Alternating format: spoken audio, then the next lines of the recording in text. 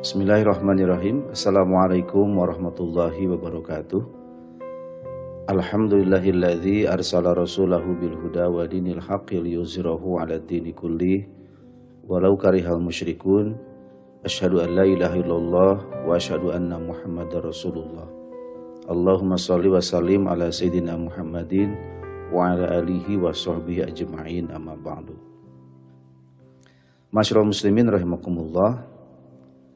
Ada banyak sebutan yang diberikan Allah Subhanahu wa Ta'ala kepada kaum muslimin yang disebutkan di dalam Al-Quran sendiri, misalnya umatan wasata atau umat pertengahan, seperti disebutkan pada surah Al-Baqarah ayat 143. Kemudian disebut juga sebagai umatan wahidah atau umat yang satu, seperti disebutkan di dalam Quran surat Al-Anbiya ayat 92, dan sebutan-sebutan lain yang Allah berikan kepada umat Islam.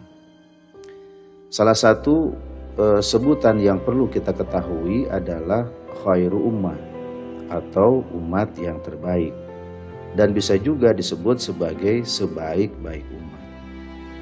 Hal ini nyatakan Allah SWT dalam firman-Nya, A'udzubillahi minasyaitonirrajim, kuntum khaira ummatin ukhrijat linnas ta'muruna bil ma'ruf wa tanhauna 'anil munkar wa tu'minuna billahi walau amana ahlul kitabi lakana khairal lahum minhumul mu'minuna wa aksaruhumul fasiqun. Kamu adalah umat yang terbaik yang dilahirkan untuk manusia, menyeru kepada yang ma'ruf dan mencegah dari yang mungkar, dan beriman kepada Allah. Sekiranya ahli kita beriman, tentulah itu lebih baik bagi mereka. Di antara mereka ada yang beriman dan kebanyakan mereka adalah orang-orang fasik. Quran surat Ali Imran ayat 110. Dari ayat tersebut kita bisa mengambil kesimpulan bahwa menjadi umat yang terbaik itu tidaklah bersifat otomatis tanpa usaha yang sungguh-sungguh. Ada 3 hal yang harus kita penuhi agar kita bisa menjadi umat yang terbaik. Yang pertama, melakukan amar ma'ruf atau memerintahkan yang ma'ruf, yakni sesuatu yang baik dalam pandangan Allah dan Rasul-Nya. Yang baik adalah sesuatu yang sudah dikenal setiap orang. Karenanya Allah Subhanahu wa Ta'ala menyebut kebaikan dengan ma'ruf. Namun meskipun setiap orang sudah tahu, mengerti, dan kenal dengan kebaikan, tetap saja kebaikan itu belum tentu menyatu dalam sikap dan kepribadian sehari-hari. Disinilah letak pentingnya memerintahkan yang ma'ruf itu, agar kebaikan bisa terwujud dalam sikap dan kepribadian manusia.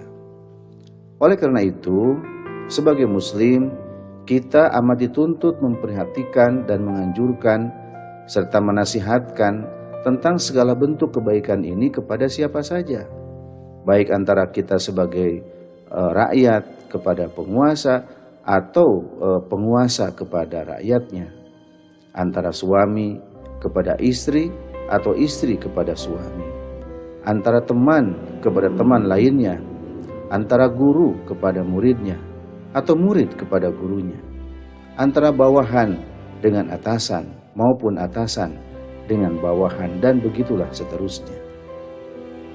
Masyarul muslimin rahimakumullah. Kedua, yang harus kita lakukan untuk menjadi umat yang terbaik adalah melaksanakan nahi munkar atau mencegah manusia dari segala bentuk kemungkaran. Segala hal yang tidak baik, bernilai maksiat, dan membawa mafsadat atau kerusakan, maupun baik material maupun moral, merupakan kemungkaran yang secara harfiah adalah sesuatu yang diingkari. Sebenarnya, setiap hal yang bersifat maksiat dan tidak baik, pasti manusia punya keinginan untuk menghindari, untuk mengingkari kemungkaran tersebut.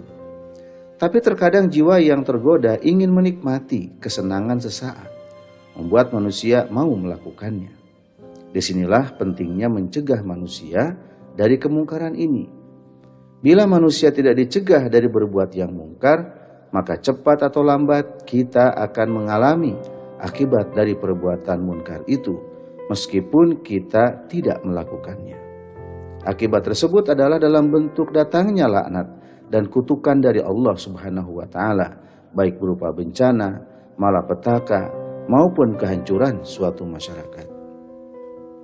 Dalam konteks kehidupan bermasyarakat dan berbangsa sekarang ini, melakukan kontrol dengan semangat amar ma'ruf nahi munkar merupakan sesuatu yang mendasar bagi terciptanya suasana yang menyenangkan bagi kepentingan bersama.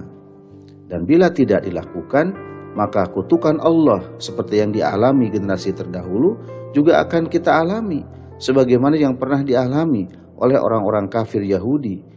Di dalam sejarah sudah terbukti hal itu.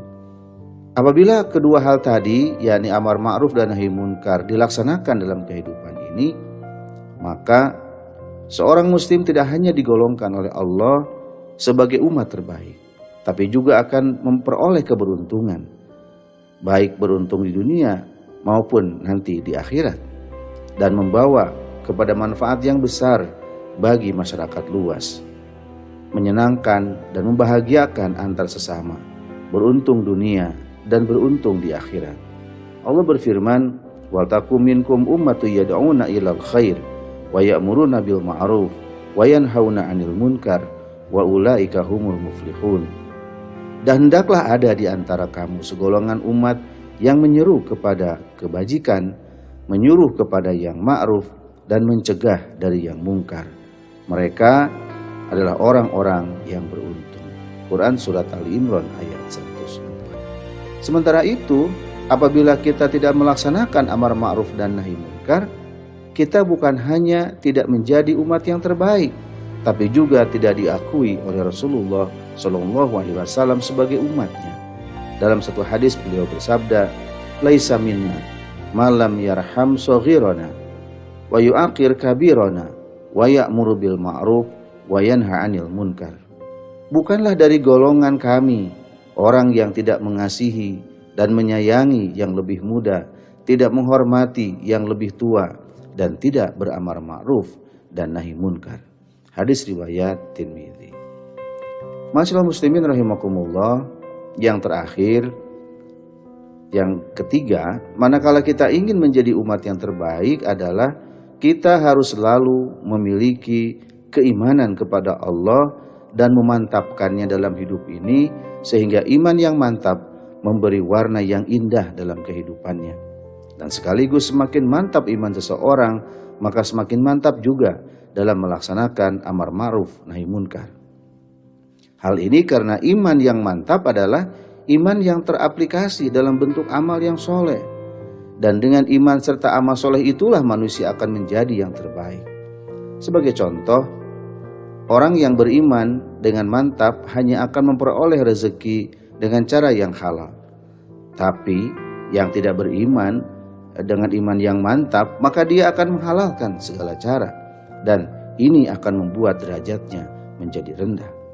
Contoh lainnya, kalau seseorang telah beriman dengan baik, kekayaan, kekuasaan ilmu, dan berbagai hal lainnya tidak akan membuatnya sombong, tapi malah tawadhu.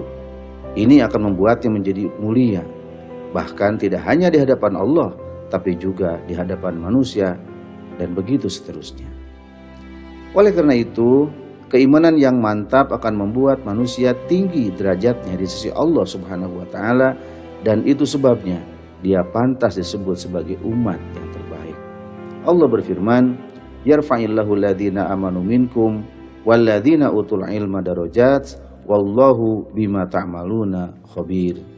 Allah akan meninggikan orang-orang yang beriman dan berilmu beberapa derajat, dan Allah Maha mengetahui apa yang kamu kerjakan. Quran Surat 58 ayat 11. Di samping itu, kemuliaan manusia juga terletak pada iman dan amal solehnya, bukan terletak pada fisiknya yang sempurna. Allah berfirman, "Laqad khalaqnal insana fi ahsani taqwim, summa radadnahu asfala safilin, illal ladzina amanu wa amilus solihati falahum ajrun ghairu mamnun."